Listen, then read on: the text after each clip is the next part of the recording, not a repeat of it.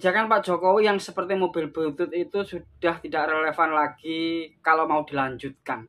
Jadi calon presiden yang berani mengusung perubahan adalah pilihan tepat yang harus kita dukung dan kita sebarkan perubahan apa yang ingin dijanjikan oleh calon presiden Bapak Anies Baswedan. Mungkin teman-teman masih ingat kampung milioner ya yang mendapatkan ganti rugi dari Pertamina. Itu adalah salah satu contoh kecil yang harus kita perbaiki. Sebenarnya hal itu bisa dilakukan ya. Tidak harus diganti rugi dengan uang, mungkin dengan cara investasi. Harusnya pemerintah ya membuat regulasi untuk orang-orang kecil yang terdampak proyek-proyek strategis nasional, harus diberikan pendampingan agar ganti rugi yang didapatkan itu tentunya lebih bermanfaat. Mungkin diikutkan dana penyertaan, jadi dia punya saham di Pertamina itu. Dan itulah yang akan kita perbaiki, yang akan dirubah oleh Anies Baswedan, terutama Partai Demokrat yang jauh-jauh hari sudah mengumumkan akan melakukan perbaikan dan perubahan.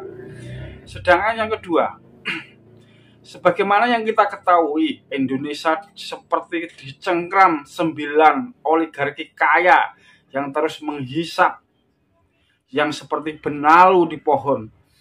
Dia kaya, semakin kaya, sedangkan yang miskin kita tidak bisa ikut kaya. Maka itulah yang akan juga diperbaiki oleh Bapak Anies Baswedan.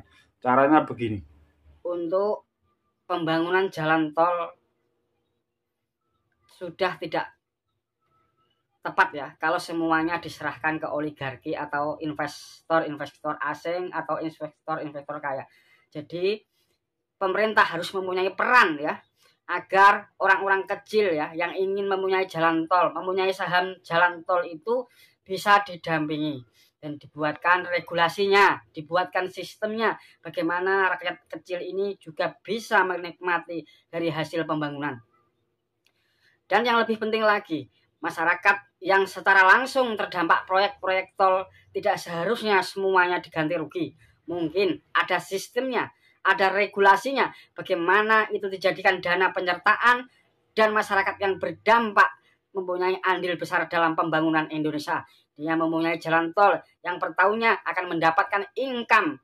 Disitulah pemerintah harus berperan aktif memberikan sosialisasi kepada masyarakat yang terdampak jalan tol, kepada masyarakat yang terdampak proyek strategis nasional. Pemerintah harus proaktif memberikan sosialisasi kepada masyarakat kecil tentunya.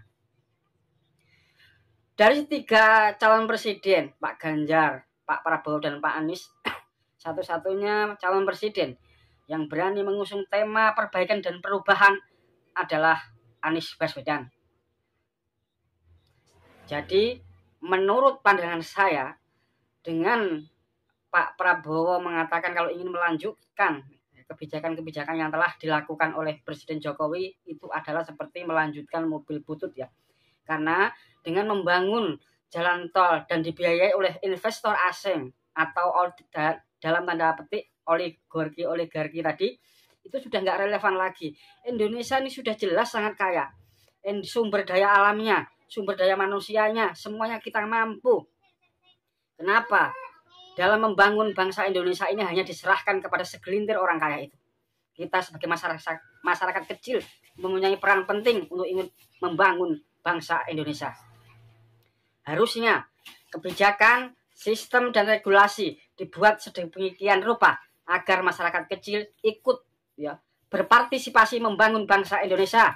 Mungkin dengan uangnya yang cuma 1 juta, 2 juta, tapi tidak masalah. Yang penting rakyat bisa ikut serta membangun bangsa Indonesia.